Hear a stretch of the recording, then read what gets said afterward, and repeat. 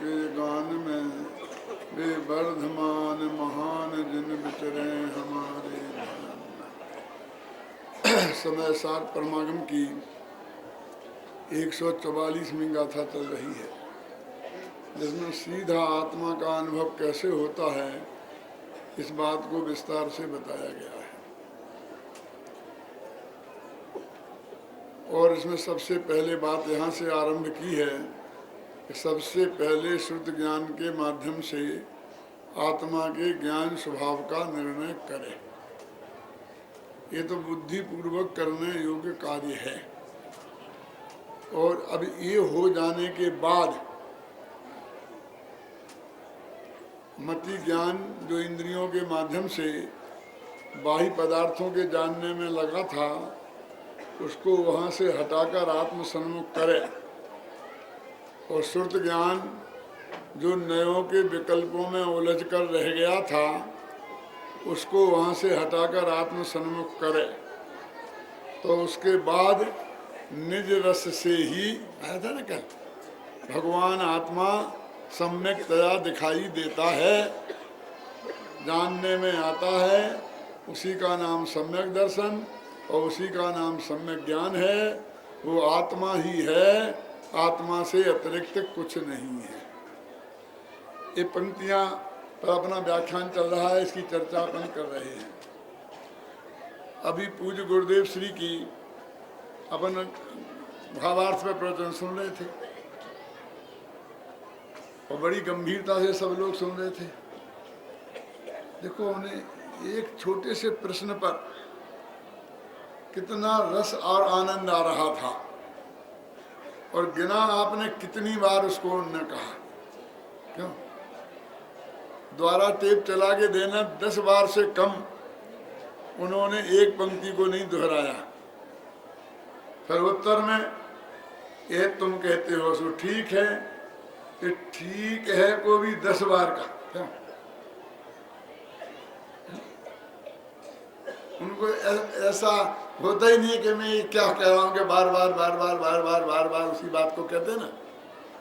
और बीच में यदि कोई बात आई तो क्या आई कि संसार दुनिया उलझी हुई है, धंधा पानी में गुंजाई गया है, सेठियों की कुछ समझ में आता नहीं है। और यहाँ क्या कहा है ना कि जो तुमने ये कहा सो ठीक। क्यों? मतलब वो जो बात कह रहे थे अपनी उस पंक्ति को ही बार बार पढ़ रहे थे। मैं आपका इसलिए ध्यान दिलाना चाहता हूँ कि आप वो किताब भी उठा के देखना। उसमें उनने कॉमा फुल स्टॉप का अंतर नहीं किया है ना, कि उसे बदल के कुछ कहा हो। और ऐसा कहते हुए उनको कितना आनंदित हो रहे थे। क्यों? कि बहुत अद्भुत बात आ रही हो। बात तो अद्भुत है ही। क्यों? यानी समय सार कैसे पढ़ने की और कैसे सुनने की चीज है, ये बात हमें उससे समझने को सीखने को मिलती है। मैं प्रवचन करता हूँ रोजाना, तो वहां से दोहरा देता हूँ कि आत्मा की प्रकट प्रसिद्धि के लिए पर प्रसिद्धि की हेतुभूत जो द्रव्येंद्रियां हैं, क्यों उनसे मति ज्ञान तत्व को समेट कर आत्म सन्मुख करे। और नयों के विकल्पों में जो भगवान आत्मा उलझ रहा है, उन विकल्पों से अपने उपयोग को समेट कर निर्विकल्पक होकर, क्यों निज रस से ही प्रकटमान जो भगवान आत्मा है वो प्रकट होता है। तो मतलब रोजी ने यही दबा शुरू कर दी, कल हो गई थी, परसों हो गई थी, नरसों हो गई थी। क्यों? मैं इतना ही दोहराता हूँ। क्यों? तो बाद में तो हर बात नहीं आती है ना। क्यों? जो जिस पॉइंट को कल क्लियर कर दिया था उसके बाद नई बात आती है, तो हमको कभी कभी इतना भी बर्दाश्त नहीं होता है। इसलिए मैं गुरुदेव का वो उदाहरण आपको बता करके कहना चाहता हूँ कि समय सार तो भैया चबा चबा कर खाने की चीज है। मुंह में लिया और गुटक लिया ऐसा नहीं है।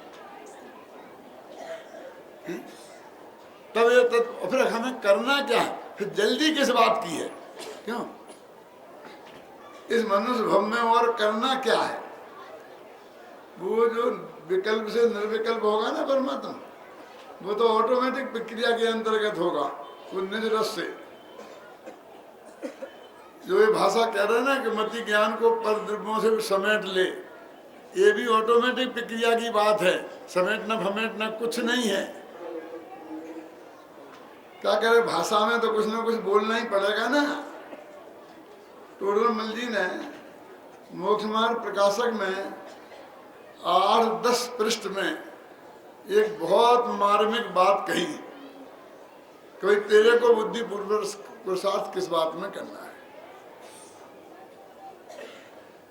सारे 10 पेज का सारांश अनेक प्रश्नोत्तरों के साथ करते करते, और वो ये कहते हैं कि तू तो तत्व निर्णय करने में अपनी बुद्धि लगाने का पुरुषार्थ कर, बस खत्म, और कुछ तेरे हाथ में नहीं है, तुझे कुछ करना नहीं है।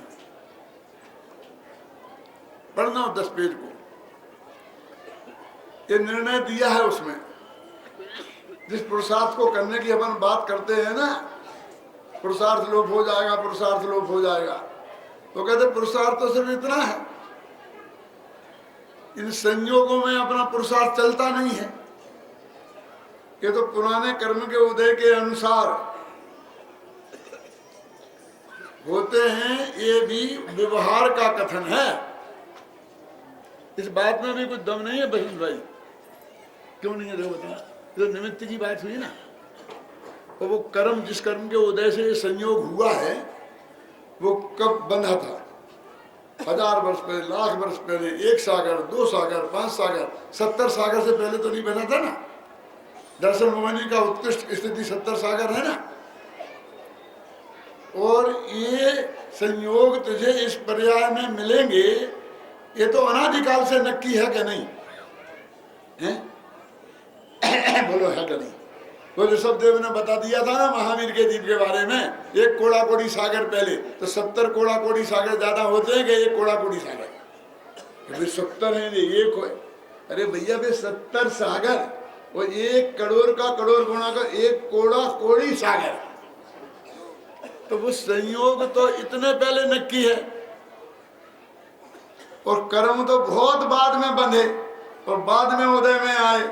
तो कर्म के उदय से जबरदस्ती काय को कर्म के माथे मर रहा है? क्यों? वो तो इतने काल पहले नक्की है, और इसको बोलते हैं भैया पर्याय गति योग्यता। कल पूछ रहे थे ना तुम, ये पर्याय स्वभाव क्या है? पर्याय स्वभाव क्या है? एक द्रव्य स्वभाव होता है, एक पर्याय स्वभाव होता है। देखो, श्रद्धा नाम के गुण में सम्यक दर्शन नाम की पर्याय पैदा होगी, ये तो द्रव्य स्वभाव है, और वो किस काल में होगी, ये पर्याय स्वभाव है। वो अनादि से जो नक्की है, इसलिए वो स्वभाव है। फिर वो कर्म का क्षय उपशम होगा, उदय होगा, ये कर्मानुयोग की तरफ से कर्म आएगा, ख्याल में है ना। फिर काल लब्धि, तो वो काल लब्धि है, वो पर्याय स्वभाव है। तो ये संयोग स्थूल रूप से कहें तो उदयाधीन है क्या, लेकिन और गहराई में जाएं तो उदय को तो बेचारे को नाम हो रहा है, ये तो पहले से ही नक्की था। मैं तो कहता हूँ नक्की था, उसके हिसाब से वे कर्म बंधे, और जो कर्म बंधे तो जिन भावों से बनते हैं वे भाव हुए। वे भाव भी नक्की थे कि नहीं थे? कर्म से कुछ नहीं हुआ, पर्याय स्वभाव से हुआ। तो ये संयोगों में फेरफार तेरे हाथ में नहीं है।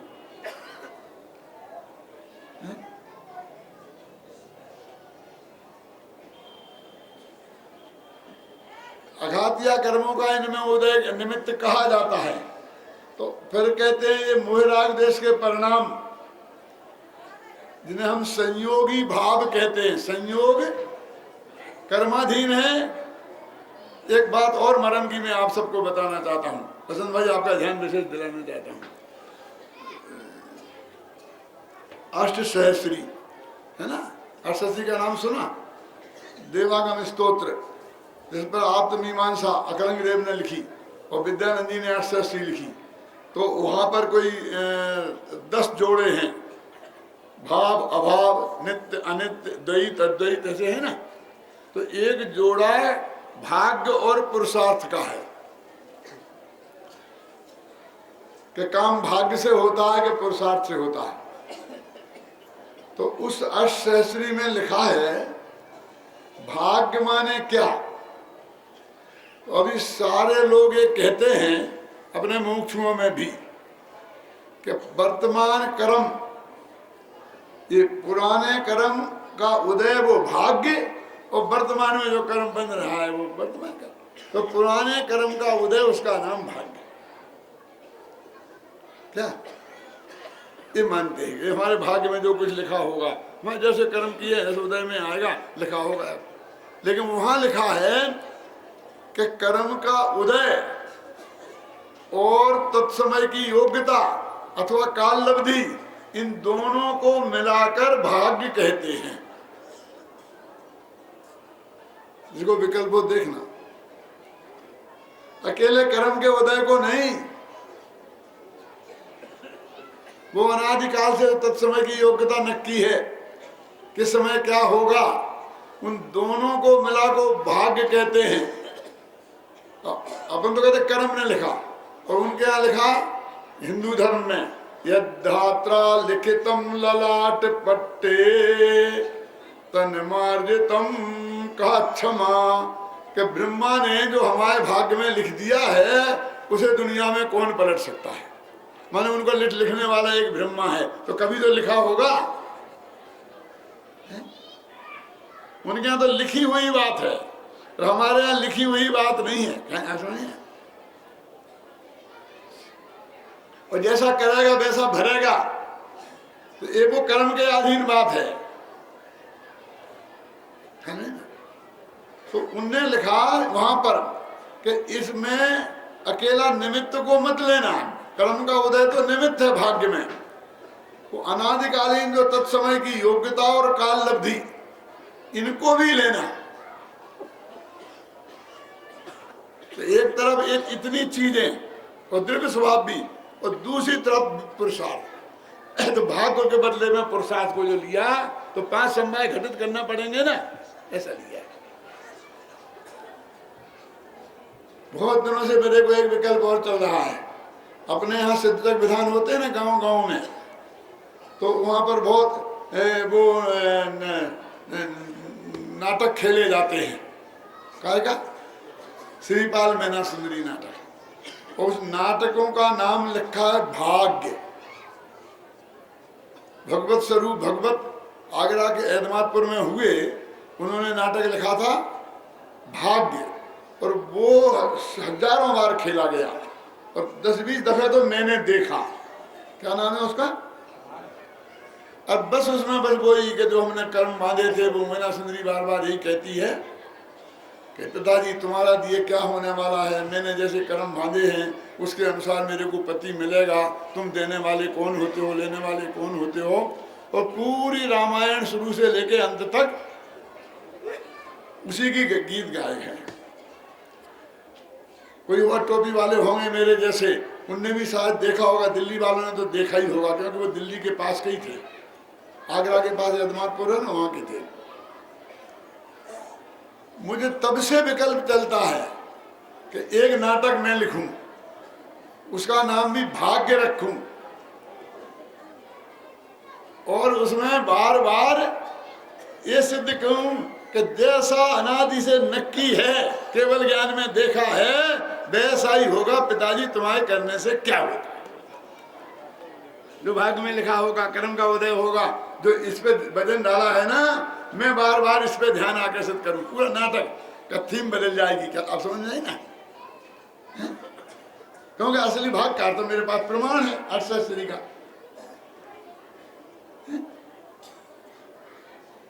कि पिताजी तुम क्या कह रहे हो कि मैं तुम्हें कोड़ी से विवाहूंगा? अरे मेरी शादी किससे होनी है, ये आदिनाथ भगवान से पूछा जाता तो वे बता देते कि नहीं बता देते? तो वे तब से नक्की थे। तुम कौन हो कि मैं कर्म के उदय ने नक्की करी और भाग ने नक्की करी? ऐसा नहीं कहेगी वो मेरी मैना सुंदरी।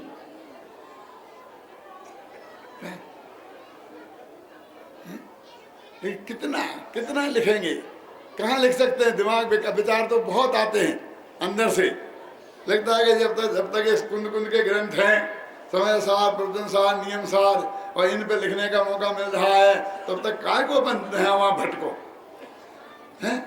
लेकिन मैं थोड़ा क्लू छोड़ के जाता हूं अपने विद्यार्थियों के लिए कि मैं नहीं लिख पाऊं तो तुम लिखना, और प्रमाण वो दे रहा हूं। किसी कर्म के पे क्यों ले रहा है महावीर? आदिनाथ से जो काम नहीं हुआ वो महावीर ने किया था ना। क्या समझ रहे ना कि भाग्य माने क्या? हम भाग्य का सही अर्थ नहीं समझते। अरे मैंने तो पश्चाताप जो मैंने 17, 18, 19 वर्ष की उम्र में लिखी थी, उसमें भी एक पंक्ति डाली है। ये भी लिखा है कि विगत भव में बांधे जो कर्म, वही फल देते इस भव में। किया होगा कोई अपराध, भयंकर मैंने गत भव में। ये बात भी कही। और फिर आगे लिखा है, तुम करो न विकल्प विशेष, सभी कुछ निश्चित है संयोग। हे नाथ, तुम विकल्प मत करो, क्योंकि सारे संयोग तो निश्चित है। कर्म के उदय की बात भी की और क्रमबद्ध पर्याय की बात भी की। क्यों? उसको उपेक्षा करने की बात मैं नहीं कह रहा हूं, उसको हटाकर इसको स्थापित करने की बात मैं नहीं कह रहा हूं। निमित्त के रूप में वो है, विगत भव में बांधे जो कर्म, वही फल देते इस भव में। किया होगा कोई अपराध, भयंकर मैंने गत भव में, उसी के फल में यह संयोग मिला है, इसमें न आपका दोष। और वो कहते हैं कि आप ना करें विकल्प विशेष, सभी कुछ निश्चित है संयोग। तो कर्म के उदय की बात भी कही और क्रमबद्ध पर्याय की बात भी कही, तब वो भाग्य बना।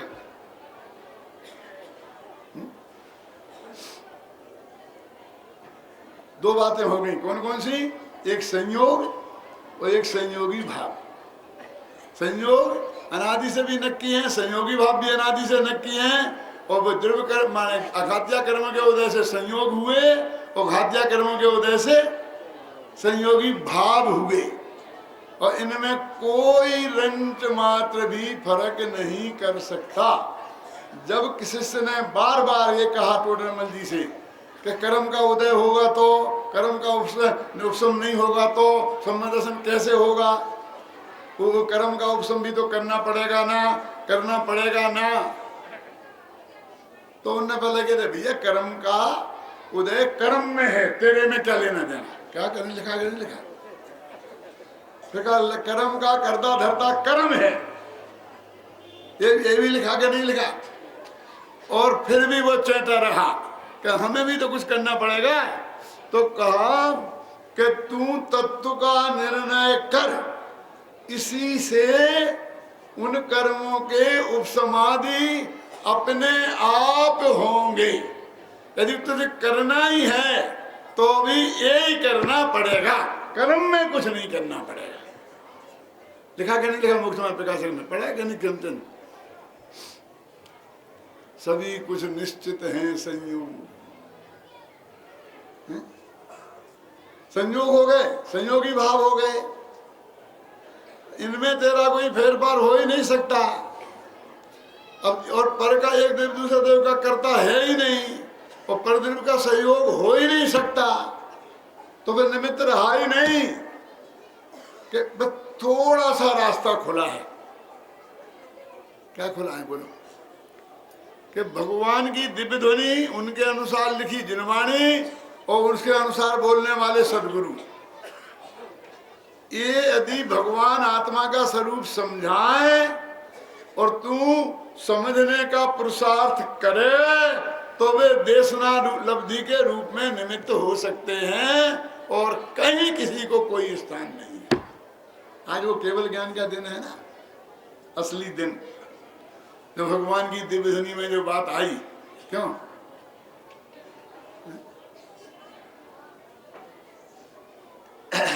हमारा एक बहुत बड़ा दुर्भाग्य है जो वे प्रथमान योग के शास्त्र हैं, खासकर कथा कोश, पुण्यासव कथा कोश और बहुत बहुत जितनी भी कहानियां हैं, वो कहानियां तो सब यहाँ से शुरू होती हैं कि एक समय बेपोला चले तीर, समूह शरण आयो महावीर। है ना? फिर राजा सैनिक गए, दर्शन करने गए और उन्होंने कहा भगवान आज तो हमें धन कुमार जी का चरित्र सुनना है।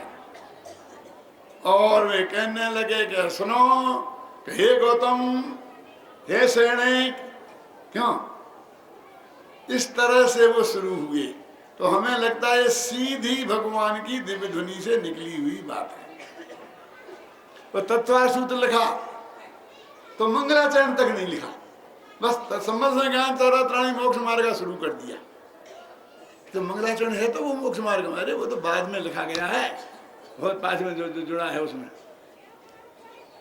कुछ नहीं लिखा। किसने कहा? समय सार में पंडित तो सब सिद्ध है, किसने कहा? लिखे ही नहीं। इसलिए हमें ये लगता है ये तो जयचंद छाबड़ा का लिखा है, ये तो अदमय चंद का है, ये कुंद कुंद का है, और वो सीधी भगवान महावीर की बात लगती है। और ये तो छपी शास्त्राकार बिना बाइंड की, जैसे बंद करके, तो वे तो हमें शास्त्र लगते हैं ये कहानी किससे, और इनके हमने गुटका बना दिए हैं और जेब में रख लिए। तो समय सार और तत्वासूत्र हो गए गुटका और बे हो गए शास्त्र।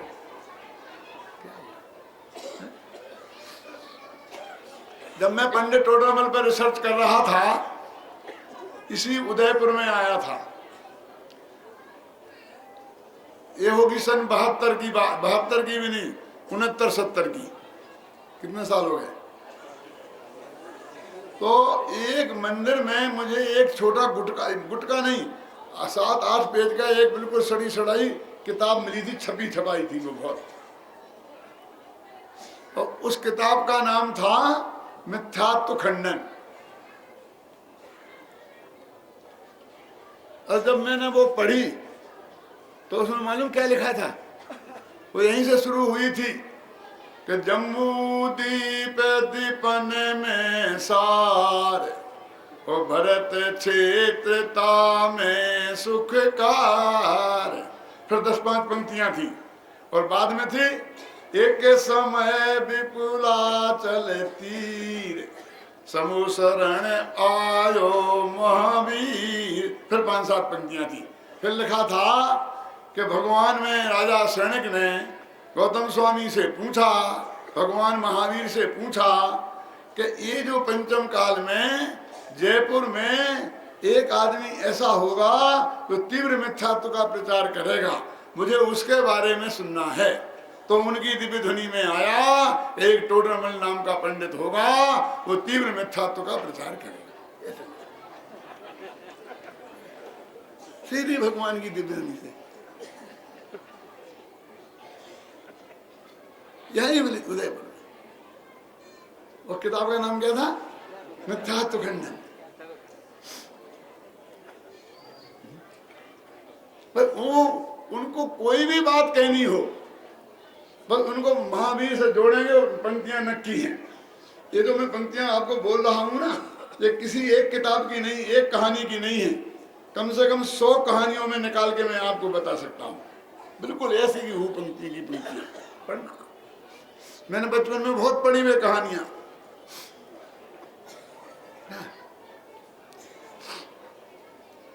यानी ये जो समय सार की बात है, ये तो व्यक्तियों की हो गई और वो सीधी भगवान की दिव्य ध्वनि से आई। जबकि बात गुरुदेव फरमाते हैं कि 100 इंद्रों की उपस्थिति में, गंधर्व देव, 4 ज्ञान के धारी गंधर्व देव की उपस्थिति में, मुनि भगवंतों की उपस्थिति में जो भगवान ने अपनी दिव्य ध्वनि में कहा था, वो ही ये बात है। क्यों? क्या बात है वो? कि तेरे को परद्रव्य का कुछ भी नहीं करना है और ना परद्रव्य तेरा कुछ कर सकता है। जो हो रहा है वो अनादिकाल के सब सुनिश्चित संयोग हैं और उनकी क्या क्या प्रक्रिया कैसे क्या होगी सब एक एक बात बिल्कुल सुनिश्चित है। रास्ता कितना सा छोड़ा कि सिर्फ 5 लब्धियों में देशना लब्धि, क्योंकि तेरी क्षयोप लब्धि तेरे अनुसार, तेरी विशुद्धि लब्धि तेरे अनुसार, तेरी पारक लब्धि तेरे अनुसार, तेरी कैन लब्धि तेरे अनुसार। अब अकेली एक निमित्त रूप देशना लब्धि है, तो देशना है लब्धि तो अब उपादान के अनुसार, और देशना है भगवान की दिव्य ध्वनि में। बस तू उसका मर्म समझे तो इतना ही पर का संयोग है और रंच मात्र भी पर का एक द्रव्य दूसरे का कुछ कर नहीं सकता। उसके लिए पंडित जी यहाँ कहते हैं कि पहले तू श्रुत ज्ञान के माध्यम से विकल्पात्मक ज्ञान में और इन इंद्रियों से इंद्रियों से आंखों से पढ़कर कानों से सुनकर समय सार माने जिनवाणी क्या समझे?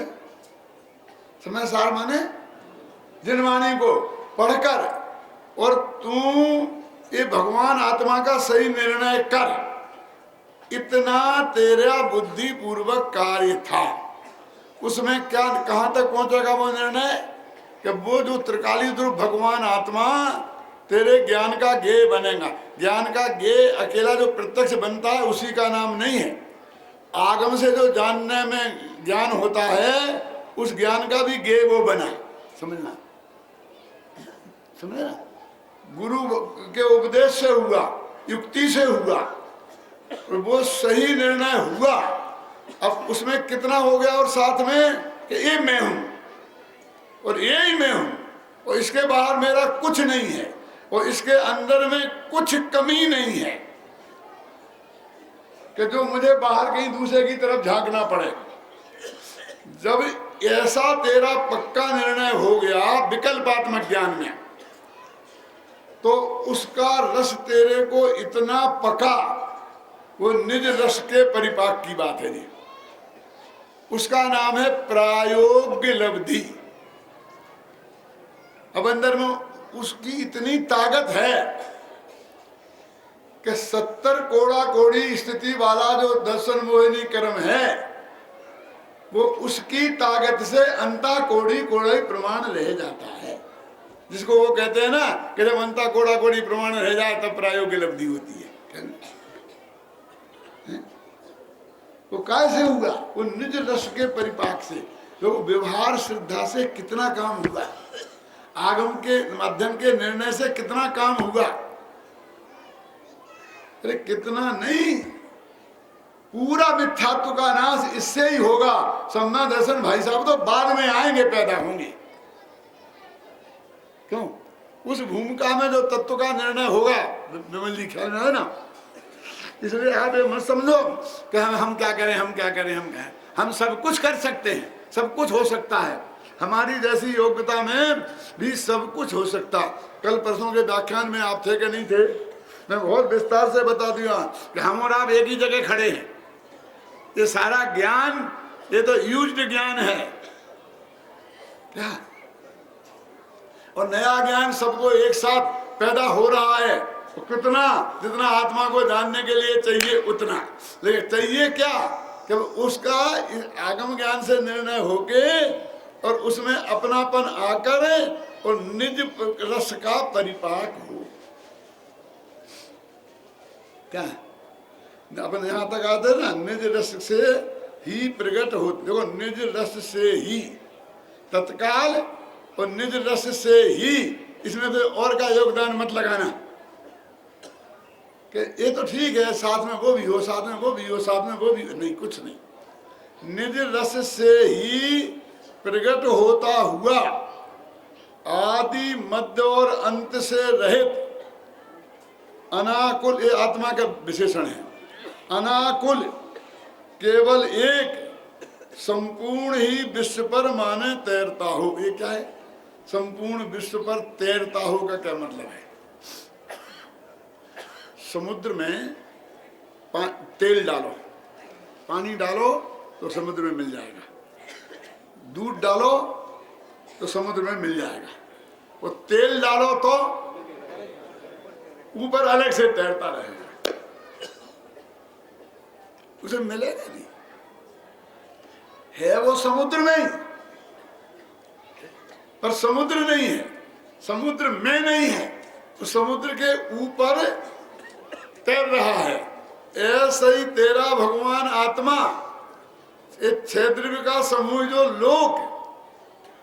जो लोकाकाश में है ना, इसमें ही है, लेकिन इसके ऊपर मानव तैरता हुआ बिल्कुल अलग है, किसी से रंच मात्र भी उसका जुड़ान नहीं है। वो अपने कमलनी पत्र का उदाहरण आया ना, पानी में अब कल डूबा हुआ है कि नहीं डूबा हुआ, डूबा हुआ होकर के भी नहीं डूबा हुआ, तो लिखा ना संपूर्ण ही विश्व पर मानो तैरता हो, ऐसे अखंड कौन भगवान आत्मा प्रतिभासमय अनंत विज्ञान घन परमात्मा रूप, विज्ञान में ज्ञान का घन पिंड, ज्ञानमय ज्ञानमयो, कहाँ है प्रोफेसर साहब, हाथ उठाना है ना, क्यों ये तो विज्ञानमय जो ज्ञानमयो है ना, ये विज्ञान घन ठोस, बोला नहीं अंदर से, ज्ञान ज्ञान ज्ञान ज्ञान ज्ञान, जहां से देखो हर प्रदेश प्रदेश पर ज्ञान ज्ञान ज्ञान, परमात्मा रूप समय सार का, ये एक त्रिकाली ध्रुव भगवान आत्मा समय सार का आत्मा अनुभव करता है। आत्मा अनुभव करता है माने आत्मा ऐसा अंदर में फीलिंग करता है कि यही मैं हूं, क्या अपनेपन का अनुभव करता है। क्या हम सोचते अनुभव क्या चीज है, वो अनुभव कैसे करें, क्या करें, कैसे करें, कैसे करें, क्या करें, क्यों अब ना कि लड्डू खाते स्वाद लेता हुआ, अब हमने खाया तो है लड्डू, अब स्वाद कैसे लेने, कि मजा आया था, कि मजा तो बहुत आया था, लेकिन स्वाद कैसे उसमें अपनेपन का अनुभव करता हुआ कि ये मैं हूं, आप समझे ना, करता है, अपनेपन का अनुभव करता है, तब उसी समय माने अगले समय में सम्यक दर्शन होगा नहीं, आत्मा सम्यकतया दिखाई देता है, अच्छी तरह दिखाई देता है। अच्छी तरह दिखाई देने का नाम सम्यक दर्शन, अच्छी तरह जानने में आता है माने सम्यक ज्ञान, लिखा है इसमें, सम्यकतया दिखाई देता है और ज्ञात होता है, जानने में आता है, सम्यकतया ज्ञात होता है। इसलिए समय सार ही, वो समय सार आत्मा दिखाना वही सम्यक दर्शन है, वही सम्यक ज्ञान है, उसके अलावा कोई सम्यक दर्शन सम्यक ज्ञान नहीं है जो तुझे कोई नया प्रकट होना है जो कहीं से आएगा। कभी कभी मैंने से सुना होगा आपने सभाओं में कि जब यदि अपने यहाँ बैठे हैं और किसी भी जीव को यहीं बैठे बैठे सम्यक हो सकता है ना, कौन सी बड़ी गजब बात है, कोई बड़ी अद्भुत बात नहीं है। यदि विकल्पात्मक ज्ञान में सही निर्णय हो गया हो त्रिकाली ध्रुव भगवान आत्मा का और उसका रस परिपाक हो गया हो तो बस हो जाएगा, कोई बड़ी बात नहीं है। कैसा वो तो करोड़ों में एक आध को होता होगा, लेकिन होता तो इसी विधि से है ना, और जब भी जिसको होता ऐसा ही होता है ना, उन करोड़ों में तुम भी तो एक हो सकते हो ना, यहाँ क्यों कहते हो नहीं। देखो जरा समझना, 1 करोड़ रुपए का लॉटरी खुलेगी, 5 रुपए की एक टिकट खरीदो, क्यों, जिसको ये विकल्प आता है, जिसको टिकट खुलनी हो ना, उसे ये विकल्प आता है कि मैं खरीदूं, और जिसकी नहीं खुलनी है उसे यही विकल्प आता है कि 1 करोड़ में ना भगवान किसकी खुलेगी, अपनी क्या गारंटी, अपनी क्या ऐसा सोचने वाला 5 रुपए का टिकट नहीं खरीद सकता। वो इतने जीवों में 6 महीना और रस में इतनों को होता है, तो उसमें लिखा है बहुत कम होंगे, 2-3 होंगे, हैं? क्यों? ऐसा विकल्प वाला नहीं खरीद सकता है, क्यों? ऐसे विकल्प वाला उस त्रिकाली ध्रुव भगवान आत्मा में अपनापन नहीं कर सकता, क्यों? जितने काल में मैं तुम इसमें अपनापन करूंगा तब तक 2 ग्राहक निकल जाएंगे और उसमें लाख रुपए का फायदा होने वाला था, क्यों? एक सही घटना बताता हूं मैं। हमारे बुंदेलखंड में सात सभा होती है ना, उसके बाद एक आदमी एक भजन बोलता है, बिना उसके सात सभा खत्म नहीं होती। और पुराने जमाने में बहुत आध्यात्मिक भजन बोले जाते थे, उदरदास के, तो दौलत राम के, दौलत राय के, और हमने सैकड़ों भजन उसको सुन सुन के हमें याद हो गए थे। अशोक नगर में थे, बोले जाते थे रोजीना। अब क्या होता था, क्या सात सभा खत्म हुआ और एकदम वो बोलना शुरू करता था। जहाँ एक ही आदमी बोलने वाला है वहाँ तो कोई चक्कर नहीं। हमारे जयपुर में भी एक श्री राम जी थे, तो जब तक वो जिंदा रहे, तुझे मालूम है, रोजाना एक भजन आध्यात्मिक बोलते थे, रोजाना, और रेगुलर श्रोता थे। कम से कम मेरे 20 साल तक रोजाना एक भजन बोलते थे आध्यात्म का। अब कहीं कहीं 4-4 उम्मीदवार होते हैं बोलने वाले, तो जिसने पहले शुरू कर दिया वो बोलता है, बाकी 3 को चुपचाप रहना पड़ता है, और 2 बोलने नहीं देते थे हम, क्यों? कि फिर टाइम हो गया, आगे का कार्यक्रम है। तो वो ऐसी बराबर कॉपी दाब के वो 4 आदमी जो ऐसे रखते थे तैयार बिल्कुल, कि डॉक्टर साहब बंद करें और मैं भजन शुरू करें, क्योंकि दूसरे ने शुरू कर दिया तो मैं नहीं बोल पाऊंगा। ये बिल्कुल सही घटना है, बता रहा हूं मैं। कभी कभी मैं बीच में सांस लेता तो वो शुरू कर देता।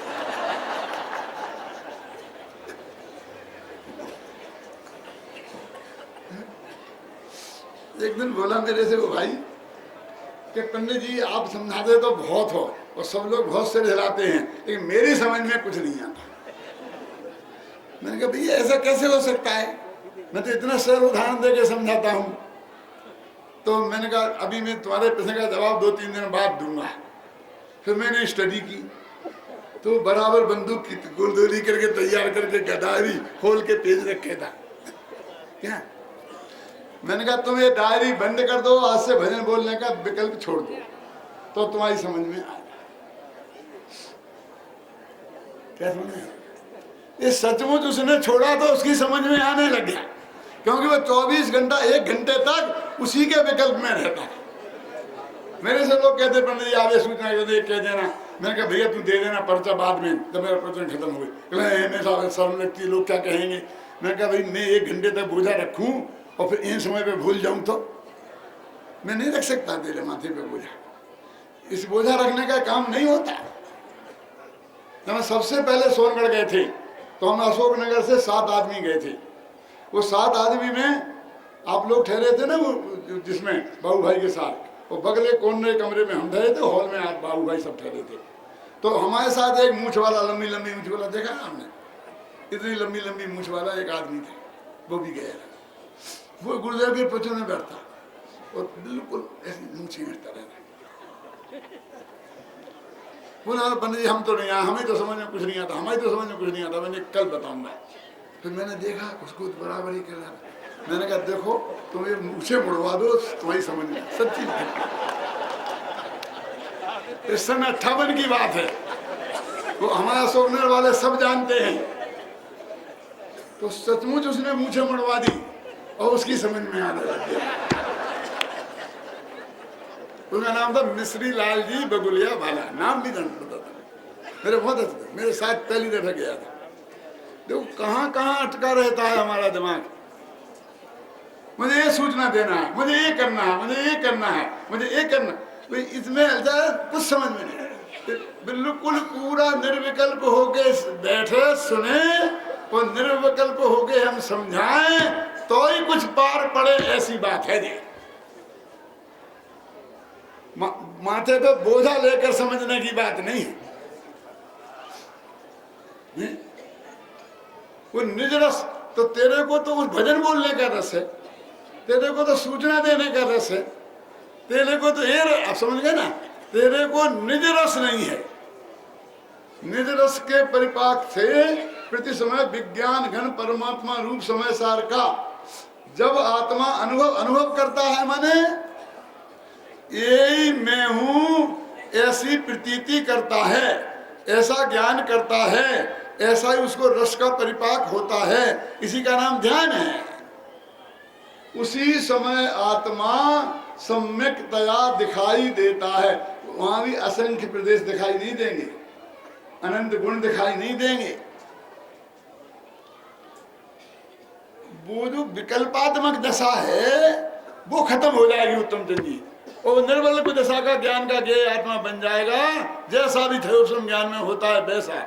और उसका नाम ऐसा नहीं कि एकदम फिर तुम एकदम झकाझक, मैं अंदर गया पंडित जी, फिर मैंने बैठा तो एकदम अंदर ऐसा लगा करोड़ों सूरज जैसा एकदम प्रकाश प्रकाश प्रकाश था। उसने पढ़ लिया वो कोटि सूर्य सम आता नहीं छंद में, तो मैंने कहा तुझे बहुत प्रकाश दिखा के, हाँ तो तुझे आत्मा के दर्शन तो गारंटी से दिए। क्यों? क्योंकि आत्मा में प्रकाश होता ही नहीं है। प्रकाश तो पुद्गल द्रव्य की पर्याय है। क्या?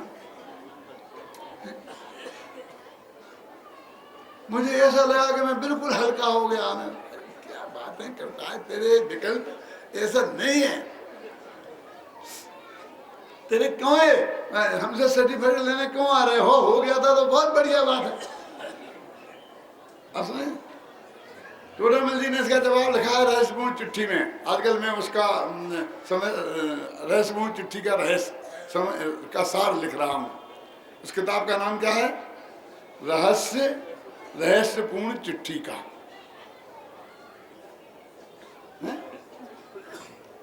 तो उसमें टोडरमल जी ने लिखा है कि वो अंदर में तो वो आनंद जो अतीन्द्रिय आनंद की कणिका जगती है ना, उसका प्रत्यक्ष स्वाद आता। प्रत्यक्ष तो वो होता है, आत्मा प्रत्यक्ष नहीं होता। अपन अनुभव प्रत्यक्ष बोलते हैं ना जिसे, उसमें लिखा है कि वो अतीन्द्रिय आनंद की कणिका है, उसका प्रत्यक्ष होता है।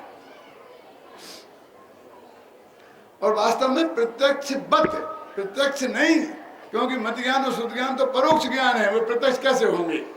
प्रत्यक्ष बत अनुभव होता है, इसलिए प्रत्यक्ष अनुभव होता है, ऐसा कहते हैं। ऐसा लिखा पंडित और इसमें ही लिखा कि इसको तो तुम मन को जीतने की बात कह रहे, मन के विकल्पों से पार होने की बात कह रहे। तो कहते हैं हाँ, इसको पार होना भी कहते हैं, इसी को मन जनित कहते हैं, और इसी को अतीन्द्रिय भी कहते हैं। कोई चिंता की बात नहीं है, तुम माल पे ध्यान दो।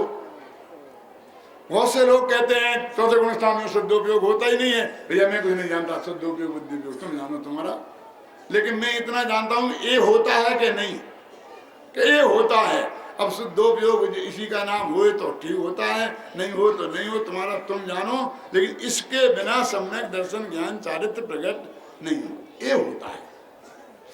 बात इसकी है। सिर्फ हमारी समस्या किस बात की है बोलो? समस्या क्या होता है उसकी है कि उसका नाम शुद्धोपयोग है कि नहीं है। क्यों? कहने शास्त्र में, वो शास्त्र में 7वें अनुष्ठान वाले को लिखा नहीं, तुम्हें क्या दिक्कत है? जब उसकी बहुत मात्रा हो जाती तो उसको कहना कहते हैं, लिखा ना, चरित्र मोहे बस लेस न संयम। तो संयम लेस नहीं है, और अनंतान बंदी का कसाय का अभाव हुआ तो उतना संयम प्रकट कैसे नहीं हुआ? फिर भी लेस नहीं लिखा, हम क्या करें? लिखा होगा, लेकिन ये होता है। जगन मोहन लाल जी ने मेरे से कहा कि पंडित जी क्रमबद्ध पर्याय नहीं लिखा, उसमें क्रमनियत पर्याय लिखा है। काय में? समय सार में। मैंने कहा पंडित जी चाहे क्रमबद्ध को इधर रखो और क्रमनियमित को इधर रखो, लेकिन मैं ये कहता हूँ कि प्रत्येक द्रव्य की, प्रत्येक समय की, प्रत्येक पर्याय अनादिकाल से नक्की है, और वही होगी, दूसरी नहीं होगी। ये बात आपको मान्य है कि नहीं? अब इसे क्रमबद्ध पर्याय कहते हैं कि क्रमनियत पर्याय कहते हैं, नाम से हमें क्या लेना देना?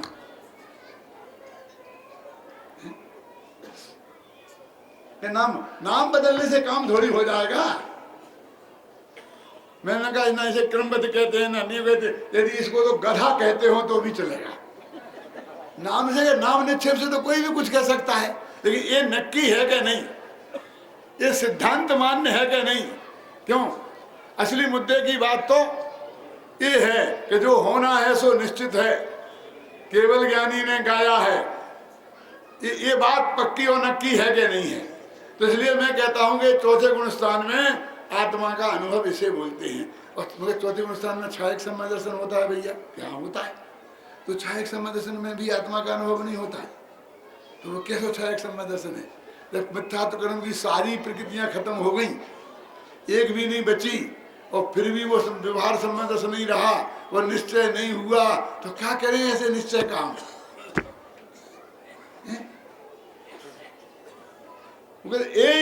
यही आत्मा है, यही सम्यक दर्शन है, यही सम्यक ज्ञान है। और वो कथाएं द्रव्य बिन पर्याय ना, पर्याय बिन ना द्रव्य ना, द्रव्य पर्याय के एक ही तया। वो कहते हैं दोनों में भेद दिखा तो ही गड़बड़ है बस। क्यों है गड़बड़?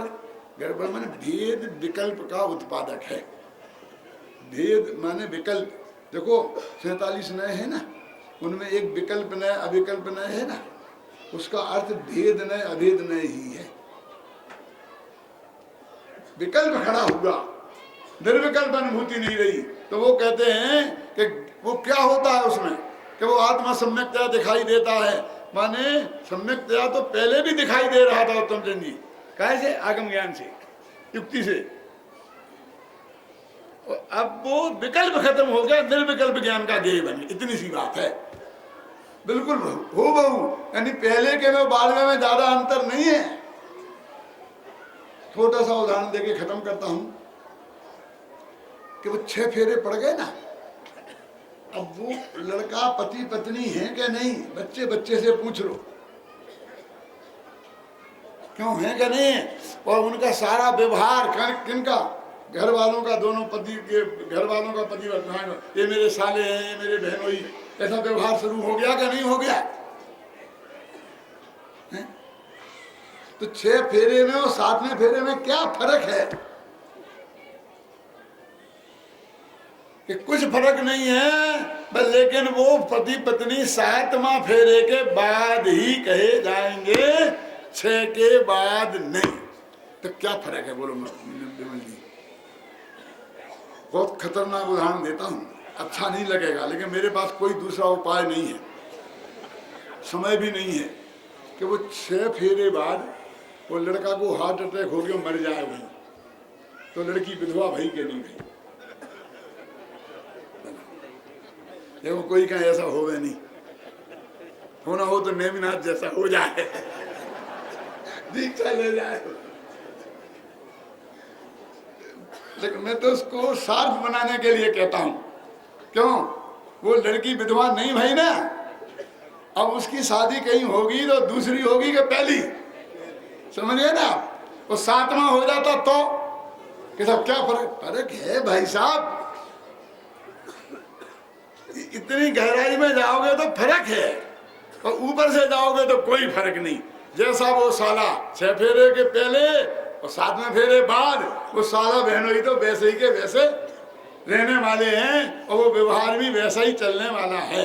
ये वस्तु का स्वरूप है। इसलिए कहते सम्यक्तया दिखाई देता है। दिखाई तो दे ही गया था, लेकिन उसमें सम्यक्तया माने वो सही का सम्यक हो गया, समझे ना? सही से वो सम्यक हो गया, वो सील लग गई।